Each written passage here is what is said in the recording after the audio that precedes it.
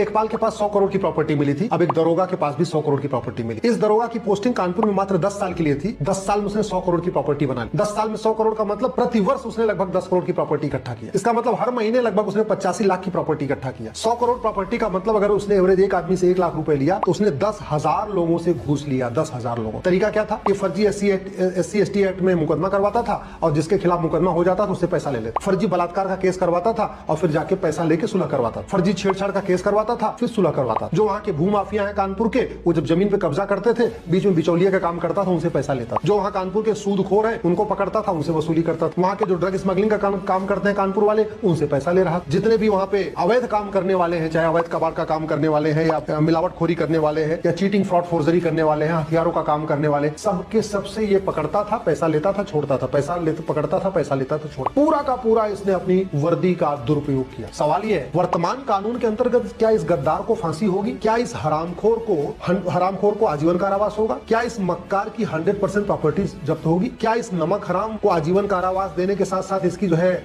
इसकी सारी प्रॉपर्टी इकट्ठा होगी? क्या नहीं होगी? क्यों? क्योंकि हमारा कानून घटिया है। सच्चाई तो यह है कि भारतीय न्याय संहिता में तो कोई एक चैप्टर नहीं है, करप्शन के ऊपर कोई चैप्टर ही नहीं है। और ये जो प्रिवेंशन ऑफ करप्शन एक्ट है भी, ये महा घटिया है, महा सड़ा हुआ है। अगर ये दरोगा जिसने 10 साल में 100 करोड़ रुपए कमाया है चीन में होता है, इसको 6 महीने के अंदर फांसी हो जाती है।